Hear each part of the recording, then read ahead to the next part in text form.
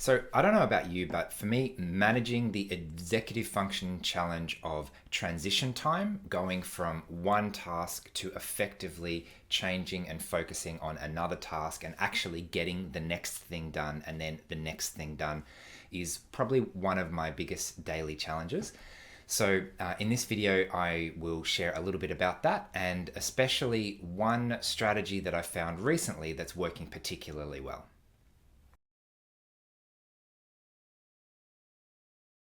Hi everyone, Paul Micallef here from Aspergers from the Inside. I make weekly videos sharing the human side of autism, so make sure you hit subscribe to get the latest content. So I don't know about you, but I definitely identify as a monotasker. I really like to focus my time and attention and energy on one thing, and when I do that, it's usually fairly efficient, fairly productive. The results are pretty good so long as I have enough time to not be distracted, to focus on the one thing. The challenge comes from trying to manage a lot of different things all at the same time. And the problem with, life is that there are lots of things to manage. I have to make sure that I'm fed and slept and I see people and I do exercise, and that's just all of the daily life things, let alone all of the different tasks I need to manage in terms of admin just for work or for study or for other things like that. So I find that my brain likes to stick to one task at a time. And so long as it's doing that, everything is fine. But when I try to move on to the next task, my brain is still filled with all of the things from the previous task. And it can take quite a significant amount of time to try and let all of that stuff go, because it's like juggling is the analogy that I use. And all of the stuff is in the air and I'm holding it perfectly and it's taking quite a lot of mental bandwidth, but it's all there and I seem to be managing.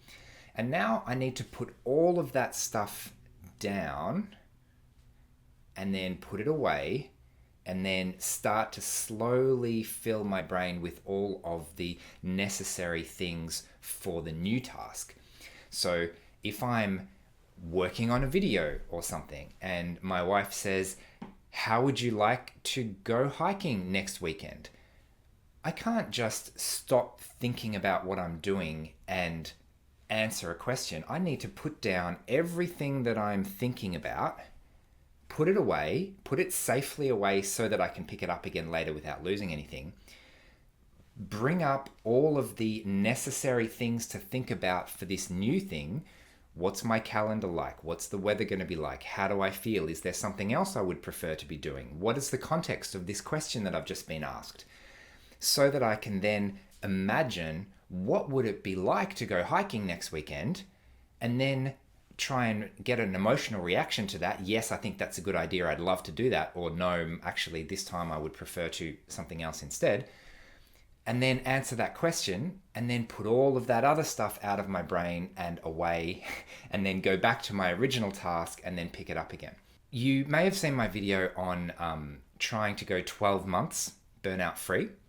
And this problem of transition time is probably the key factor in whether or not I will succeed at that.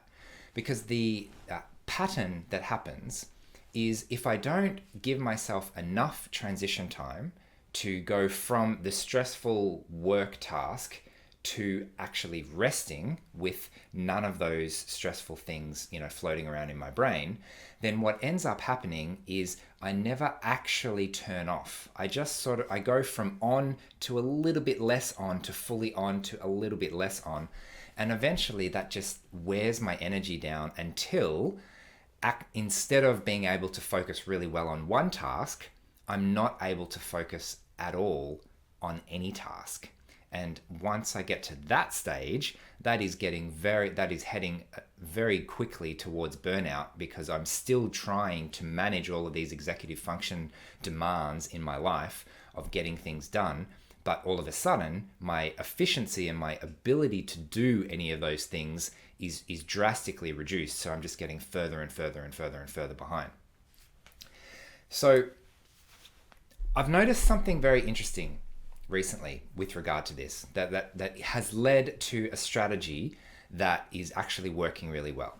So when I was working as an engineer, I used to be an aircraft engineer working on the 787 Dreamliner, which was really fun. It was a pretty stressful job. It was a pretty mentally intense job. The hours were pretty long. And I ended up moving very close to work, right next to the beach here in Melbourne.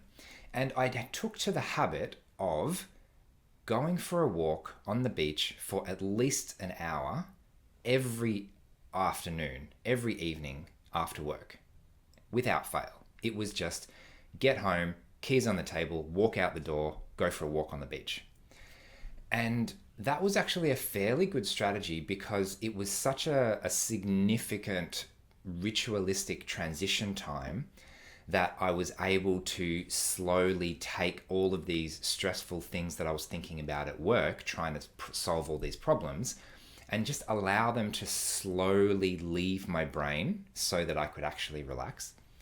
Now, that might sound really relaxing, but actually there was a big barrier that stopped me from being able to effectively do that.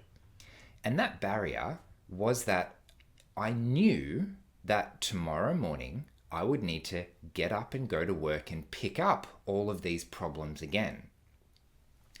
So that knowledge led to the fact that I couldn't fully let go of them because I was consciously aware all of the time that I would need to pick them up soon. Interestingly, on the weekend, when I went for a walk on the beach, exactly the same as every other day, the only difference is it's a Friday and I know I don't need to pick them all up again, imminently the next morning. For some reason, those walks were significantly more relaxing. And instead of taking me an hour or two to wind down, I was able to wind down and let all of that stuff out of my brain in maybe like 10 or 20 minutes. And then I was rested and relaxed and feeling peaceful and having all of that stress gone. And I was so much quicker into that relaxation, recharging, regenerating time simply because I didn't have to think about, I'm going to have to go straight back to work today.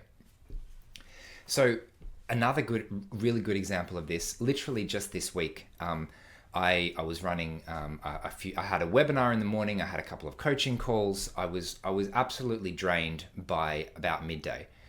And so instead of going back to work, I had a power nap because my brain was just completely fried. The concept of thinking, can I go back and can I focus on something and can I go back and get my to-do list done?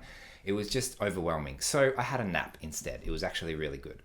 And when I woke up from that, I was really calm, really rested, really like it was a fantastic reset.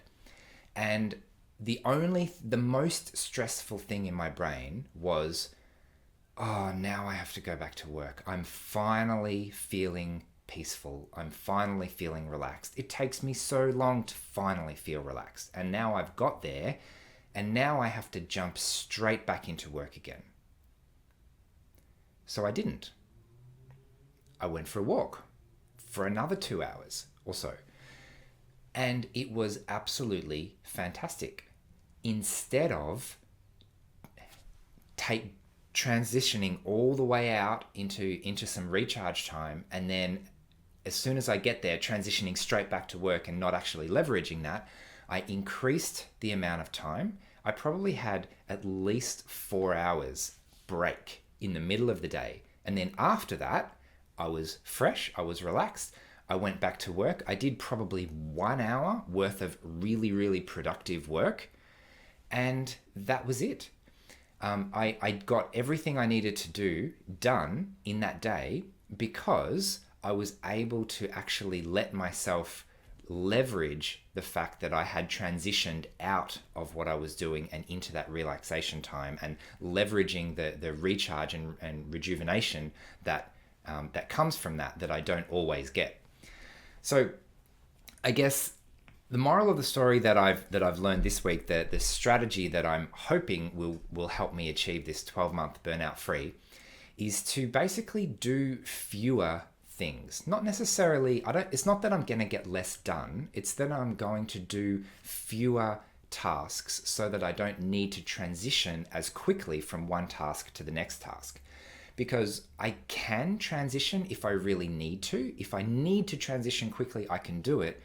But it takes a huge amount of energy because I have to frantically take everything out of my brain and then re-put everything in, and it takes a huge amount of energy. Whereas if I give myself the time, then I don't have to spend that energy. And then when I'm finally actually doing the tasks, I'm onto my to-do list, I'm onto the project, I'm trying to be productive, I can actually do that because I have the energy to do that. And I have adequately rested in the meantime as well, because once I transition out into a relaxation state, I can just stay there for a while and really leverage the benefits of that. So that is what I am hoping to do more of this year to avoid burnout this year. I'm really curious if you have strategies that work for you, both for transitioning from one task to the next and for just recharging in general. Sometimes it can be really challenging to maintain all of the things that we have to do in our lives just to get by from an executive function point of view, just getting the stuff done that we need to get done, and also finding time to rest and relax and rejuvenate and actually recharge the batteries at the same time. So if you have strategies that you use, I'd love to hear them. Otherwise, I hope you found this valuable. Thanks for watching, and I will see you again next week. Bye.